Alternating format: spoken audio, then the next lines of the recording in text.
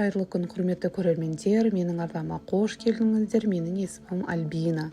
Бүгін сіздермен сырты қытырлақ, іші жұмсақ, үлпілдек, дәмі өте ерекше болып шығатын бауырсақтың рецептімен бөлісетін боламын. Бұл бауырсақты банкетный бауырсақ деп айтамын. Бұл бауырсақтың ерекшелігі артылған қамырыңызды морозилке салып қойып, аяқ астынан бір қонақтар келіп қалған жағдайда морозилден алып, ертіп жіберіп, пісіріп жіберсеңіз болады. Дәмі ешбір өзгермейді, сондай үлпілдек, жұмсақ болып шығады. Немесе артылып қалған бауырсағыңызды морозилке салып қойып, кез келген уақытта алып, ертіп жей берсеңіз болады. Дәмі ешбір өзгермейді, сондай жұмсақ, үлпілдек болып тұрады. Осы рецептпен жасап көріңіздер. Видеоны соңына дейін қарап, арнама тіркелуді ұмытпаңыздар. Ең алдымен қазір апара жасайтын боламыз. 2 жұмыртқаны жарып саламыз.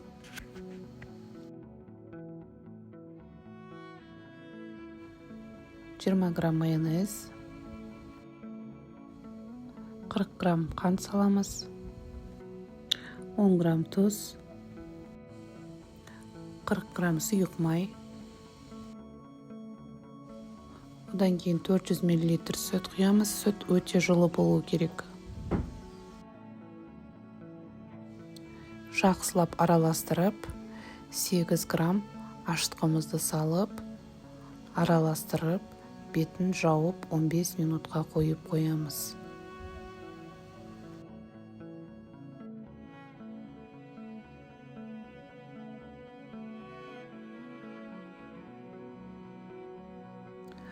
Он 15 минут өткеннен кейін ашытқымыз осылай көпіріп көтерілу керек.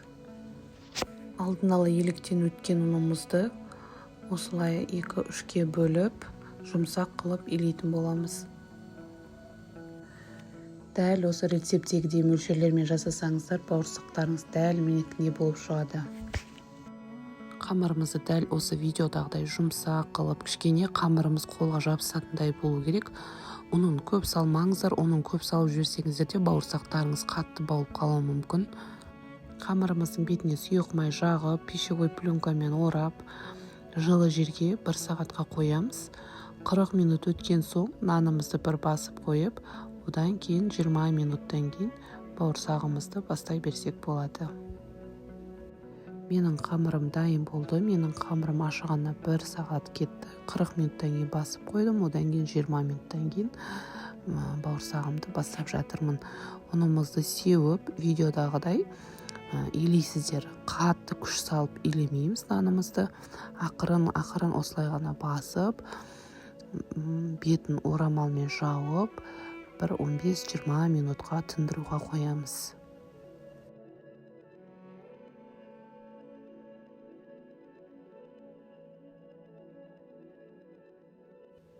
Қамырым 20 минуттай тұрды. Енді нанымызды жаямыз. Ақырын қатты баспай, оқтаумен жайып аламыз. Қалыңдығы өте жұқа болмау керек, өте қалың болмау керек. Осы мен көрсеткендегідей қалыңдықта жайыңыздар. Нандарыңызды осындай қалыңдықта жайсаңыздар, бауырсақтарыңыз піскен кезде доп-домалақ, үлпілдек, жұмсақ болып піседі.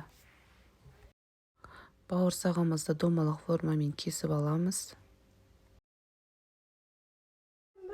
Барлығын кесіп болғаннан кейін бауырсақтың бетін орамалмен жауып, 15-20 минутқа тындырып қоямыз.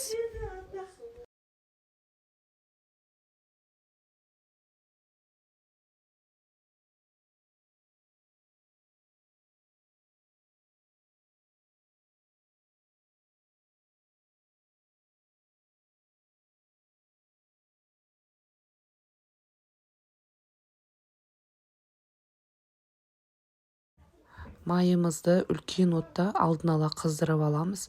Одан кейін орташа отқа басып, бауырсағымызды пісіретін боламыз.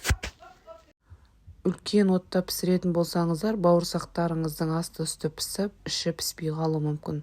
Сол себепті орташа отта пісіреміз. Бауырсағымыз піскенше үнемі аст үстіне аударып отырамыз. Өйткені екі жағы ағарып қалуы мүмкін.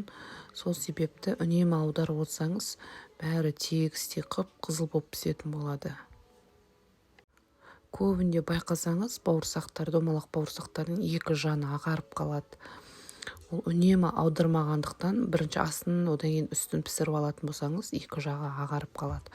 Сол себепті үнемі аударып отырсаңыз, осылай барлық жер тегіс қып қызыл болып пісетін болады. Бауырсағыңызды аударғанға осындай таяқшамен қолданған өте ыңғайлы. Бауырсақтарыңыз домаланып аударылмай жатса, жаңағы таяқшамен тесіп жіберсеңіз, бауырсағыңыз оңай аударылатын болады. Міне, көріп тұрғандарыңыздай бауырсақтарым домалақ, тегістей болып қызарып пісіп жатыр. Бауырсағыңыздың астына бумажный полотенце төсеп, одан кейін барып жаңағы бауырсақтарыңызды қойсаңыз, майын сорып алатын болады. Менде просто бумажный полотенце бітіп қалған екен. Сол себепті осылай қойып жатырмын. Менің рецептіммен жасап көріңіздер, сіздерге ұнайды деген ойдамын.